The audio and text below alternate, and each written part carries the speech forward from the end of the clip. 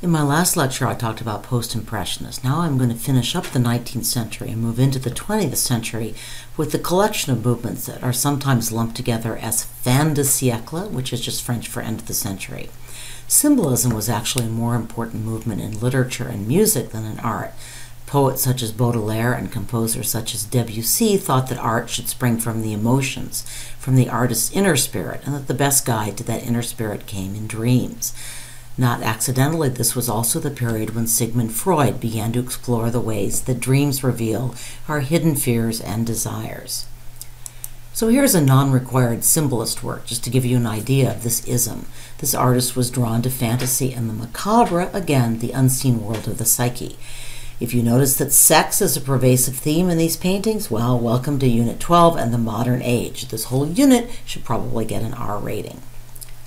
Henri Rousseau, another symbolist painter, was a self-taught primitive who was much admired by the avant-garde post-impressionist and expressionist paintings. His paintings are very recognizable for their sharp lines, painstaking details, magical subject matter, and frequent focus on dreams.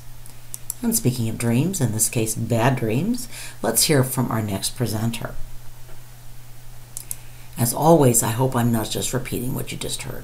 Art historians struggle over just where Munch fits into this parade of isms. His swirling lines seem reminiscent of Van Gogh, especially in Van Gogh's more unbalanced moments. The expressive as opposed to realistic colors also follow post-impressionists such as Gauguin. The dreamscape, for surely this is some kind of bad dream, points to the influence of symbolism.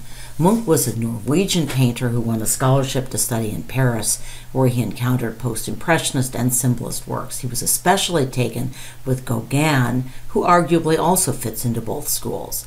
Munch then moved to Germany as expressionism was beginning to grip avant-garde German artists. Stay tuned. As for what was going on in his head, the quote on this slide recounts how Munch himself describes his vision on the bridge.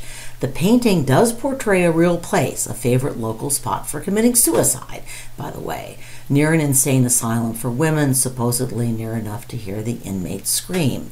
If you have time, this brief video clip shares some interesting views about this work. The Scream was actually part of a series that Munch called The Frieze of Life, paintings that addressed the central themes of love, sexual anxiety, and death. As you've probably guessed, Munch had a very ambivalent attitude toward women who both intrigued and terrified him. Is a Dr. Freud in the house? And now finally we cross the great Siecle divide and move into the 20th century. You've learned about this work over the summer, which seems like a long time ago, doesn't it? Let's hear again from one of your classmates. Klimt was a member of the Austrian secessionist movement, so named because these painters seceded from Austria's conservative art movement establishment.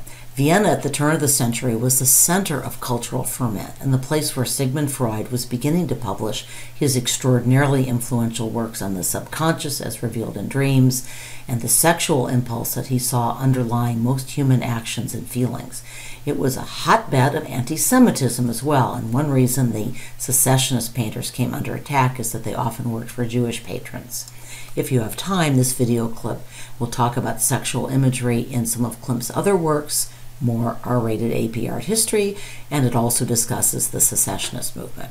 And just in case you didn't have time for the video, here's our bloodthirsty pal Judith reincarnated as a sexy femme fatale who lures men to their doom. The model was the wife of a wealthy Jewish businessman. This unit contains surprisingly little sculpture, so I'll flash just a couple of pieces before we get to our required work.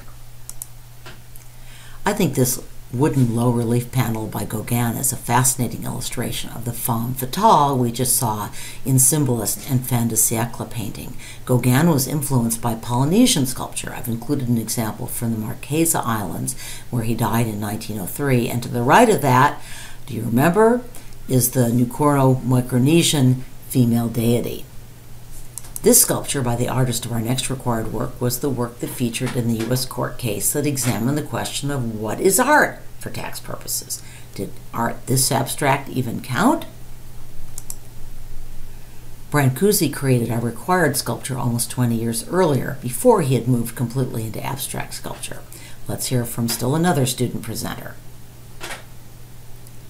Brancusi produced several different versions of this sculpture. Our required work on the right is the last. What evolution do you see in this work? Let's close with this quote from a Romanian sculptor. Does this remind you of any other artists or works?